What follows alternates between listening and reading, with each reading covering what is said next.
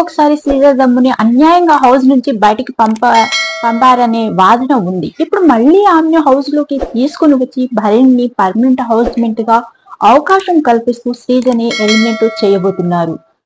నిజానికి శ్రీజ భరణిలకు ఓటింగ్ అంటే war one side. ఖచ్చితంగా శ్రీజకి ఎక్కువ ఓట్లు వస్తాయని చాలా మంది ఆశలు పెట్టుకున్నారు.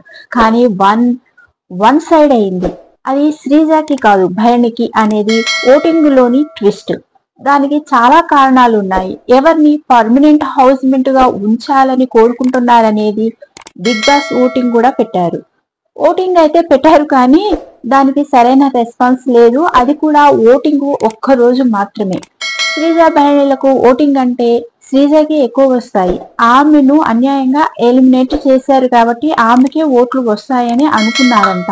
కానీ వాస్తవంలోకి వెళ్తే శ్రీజ కంటే భరణికి ఎక్కువ పాపులారిటీ ఉందనేది వాస్తవము.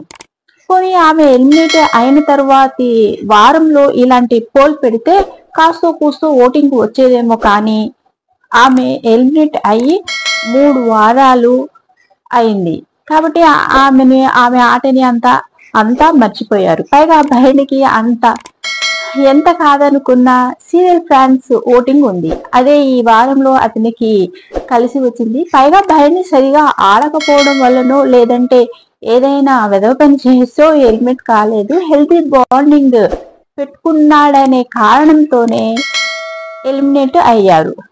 బిగ్ బాస్ ఓటింగ్ లో పాల్గొనే వాళ్ళు సెపరేట్ కేటగిరీ ఉంటుంది. అందులో ఎక్కువ శాతము సీరియల్ ఫ్యాన్స్ ఉంటారు. తనుజ లాంటి స్ట్రాంగ్ కంటెస్టెంట్స్ మద్దతు భరణికి ఉండటం కూడా అతనికి ప్లస్ అయింది.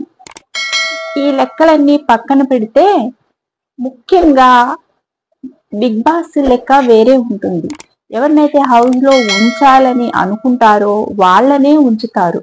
అక్కర్లేదనుకున్న వాళ్ళని ఎలిమినేట్ చేసి ఇంటికి పంపించేస్తారు.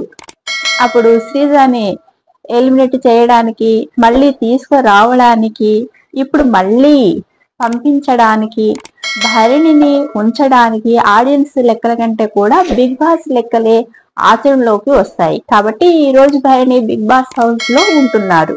శ్రీజ ఎలిమినేట్ అవుతుంది. పాపం శ్రీజ రెండు సార్లు అన్యాయం జరిగింది.